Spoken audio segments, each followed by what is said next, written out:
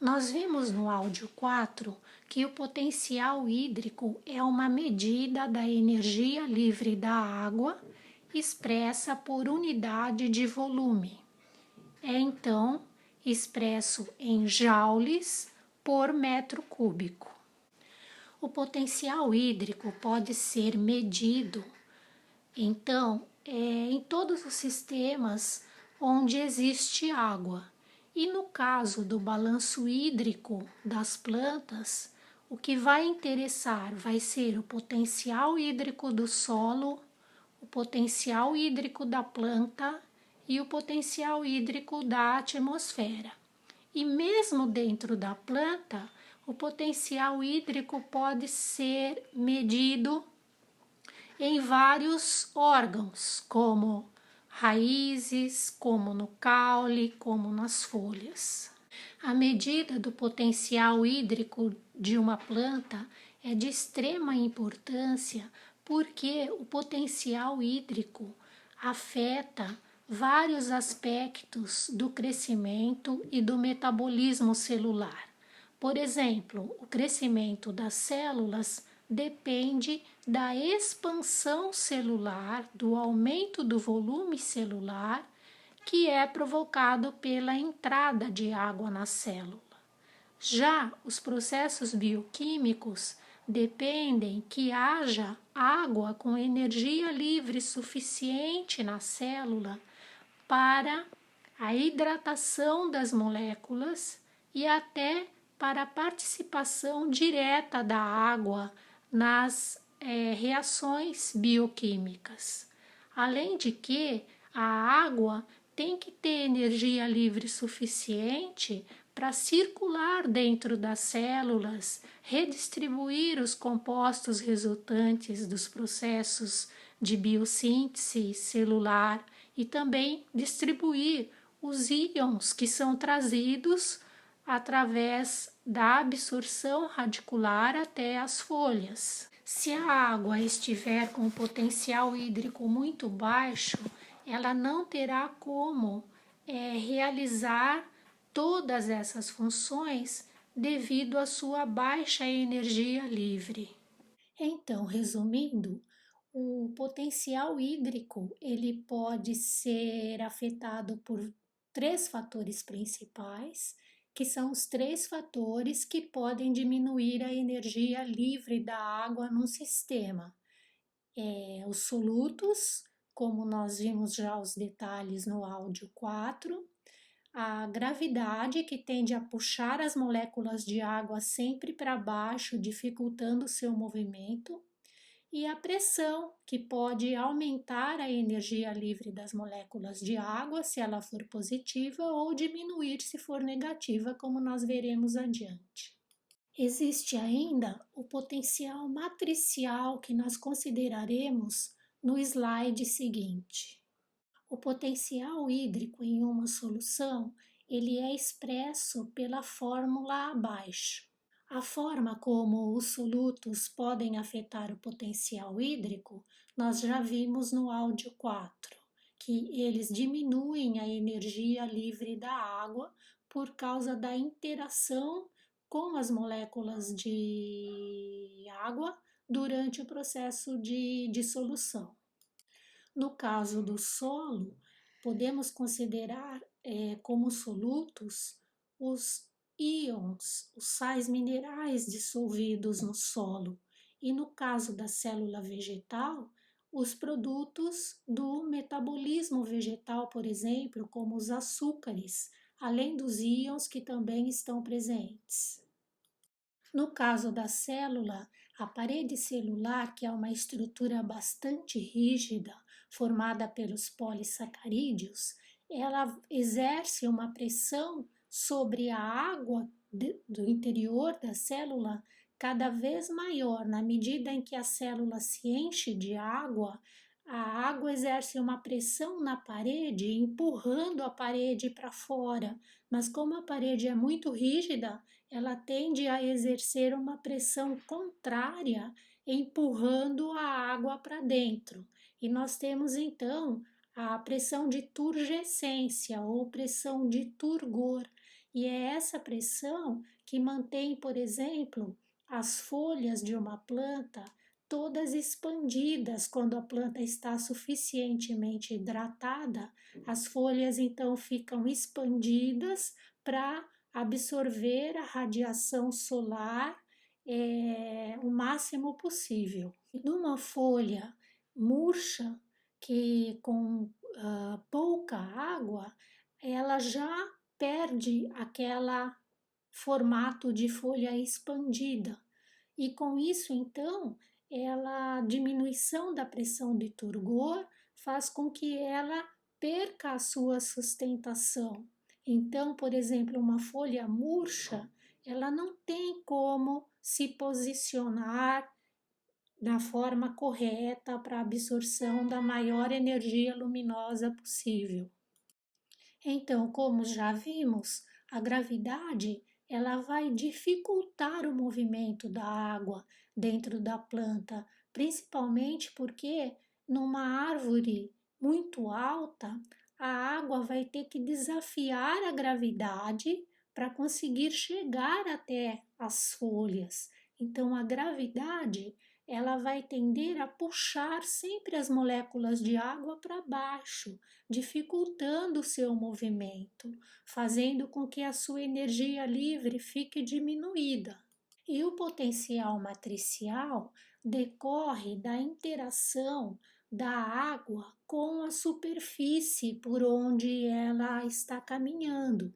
Por exemplo, quando ela entra no xilema, parte das moléculas de água que entram no xilema fica aderida às paredes das células e com isso impedidas de se movimentar.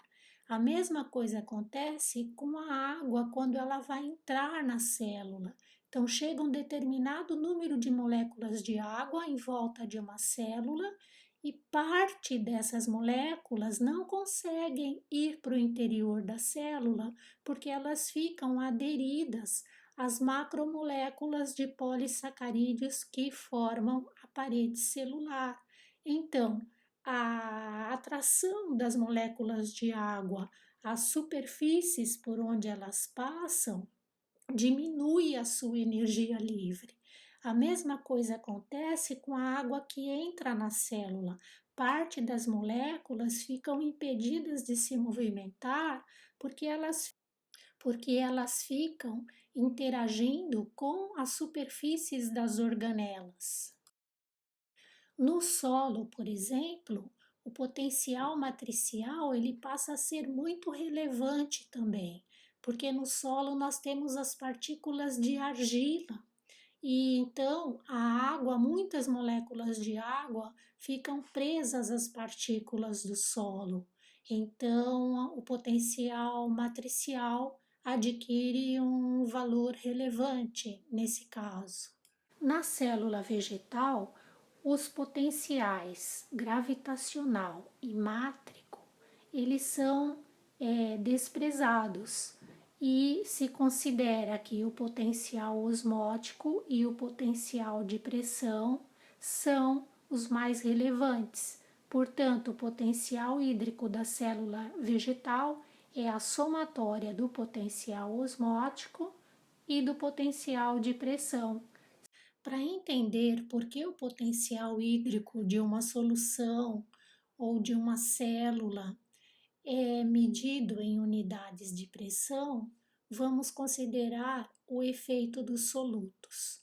Quanto mais solutos a gente coloca numa solução, mais eles vão interagir com a água, imobilizando as moléculas de água e tornando mais difícil a extração de água daquele sistema.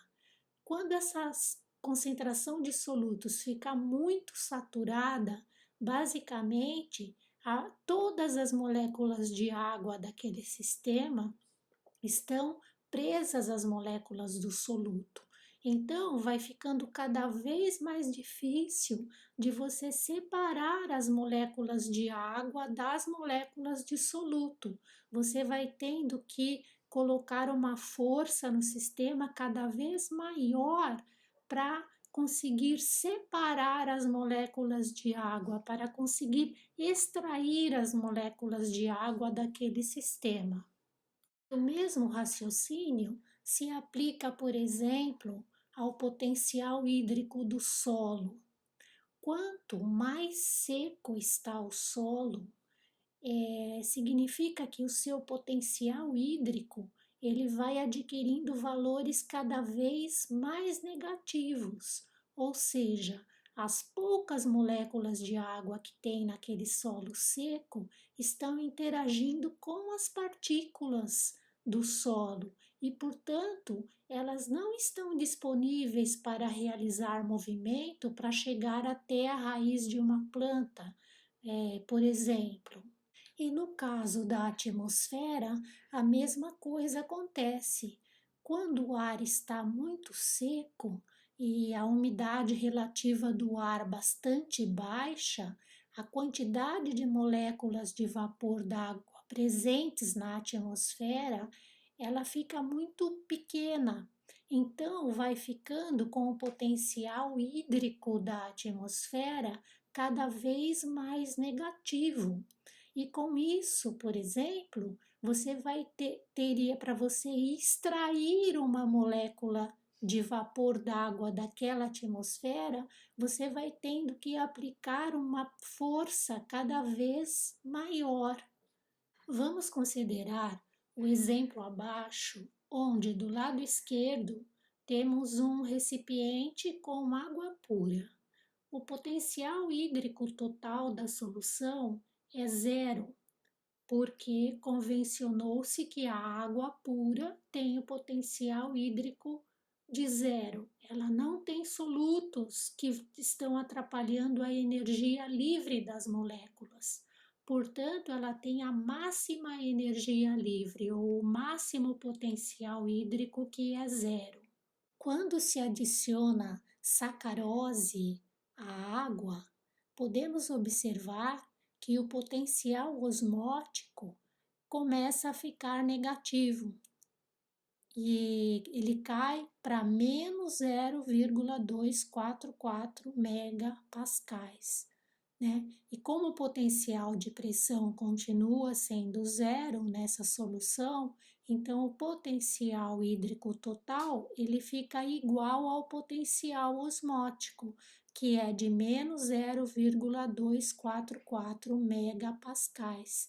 Então, veja que em relação à água pura, o potencial hídrico já foi diminuído pela quantidade de sacarose dissolvida. E se adicionarmos cada vez mais sacarose, ele vai ficando cada vez mais negativo.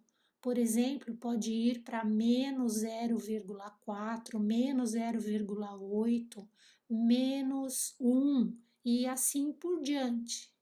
Então, no caso da água pura, a força necessária para separar as moléculas de água nessa solução é zero.